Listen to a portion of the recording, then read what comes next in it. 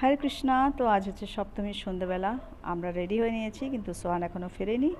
আমরা বেরিয়ে ওকে খারগা স্টেশন থেকে পিক করে নেব, আর ওর সাথে আমাদের সাথে নিয়ে যাব হচ্ছে ওর শার্ট প্যান্টটাও পরবে, ড্রেস আর কি।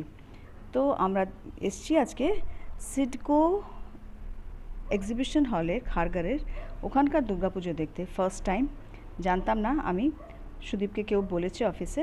তো আমরা এসেছি আজকে, মানে জানতামই না যে এত হিউজ স্কেলে এত বিশাল একটা দুর্গাপুজো এখানে হয়। মানে কত যে এক তো এক্সিবিশন সেন্টার, প্রচুর স্টলস।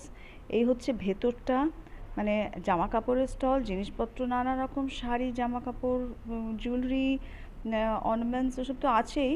প্লাস খাবার দাবারেরও প্রচুর স্টলস। ঠাকুরও ভীষণ সুন্দর, বিরাট ঠাকুর। আর কি লোক! একজন বলছে যত বাঙালি কি মানে খারগারের সব এখানেই এসছে আজকে। মানে প্রচণ্ড ভিড়। মানে আমি তো ভেবেছিলাম যাবো না আজকে, কোথাও বেরোবো না, কিন্তু সকাল থেকে আকাশটা বেটার ছিল, বৃষ্টি ছিল না, সেই জন্য বেরোলাম। কিন্তু পরে যা বৃষ্টি পেয়েছি আমরা, যে কি বলবো, খাবার স্টার্ট করার আগে। তো আমরা তো ওখান থেকে খেয়ে নিলাম হচ্ছে, আমি আর সুদীপ, ফুচকা, কলকাতার ফুচকা একদম সুন্দর। আর ঘুগনিটা যা গরম ছিল, আমার জিভ যে পুড়েছে যে কি বলবো। আর সোহান তো খেলো না ওগুলো, সোহান রসগোল্লা খেলো।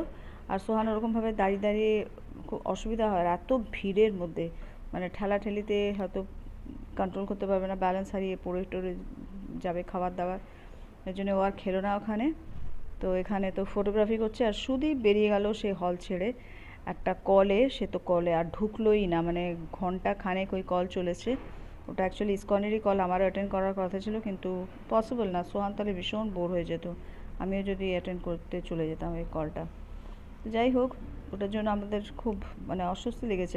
তিনটে মাত্র মানুষ, তার মধ্যে একজন যদি গায়েব থাকে, আর বাকি দুজনরা কী করবে। তো এখানে দেখো কত স্টল, শাড়িটা যে ওসব কিছু আমি আর তাকাইও নি। আর এখানে আমি মিট করেছি হচ্ছে একজন ইউটিউবার, মৈত্রেয়ী, যার নাকি চ্যানেল আছে মৈত্রেয়ীজ প্যাশন, আরও চ্যানেল আছে, হঠাৎই ইয়ে করলাম। আর সোহান এসে গেছে এখানে, আমরা এসে গেছি ও ক্যালকাটাতে। সোহান এখান থেকেই খেয়ে নিল। কী খেলো শোনো, ভাত আর শুক্তো আর একটু ভাজা, এসব খেয়ে এত খুশি হয়েছে সে, যে শুক্তো খেয়ে বলছে, মা তুমি একবার শুক্তোটা টেস্ট করো। আমি বলছি, তুমি এরকমভাবে তাহলে শুক্তো বানাতে পারবে? মানে ওইটা দিয়ে পয়সা সার্থক। যাই হোক, এই ছিল আমাদের আজকের সপ্তমীর সন্ধে। তোমাদের কীরকম কাটলো জানিও। ভালো থেকো সবাই, সবাইকে খুব ভালো রেখো। হরে কৃষ্ণা।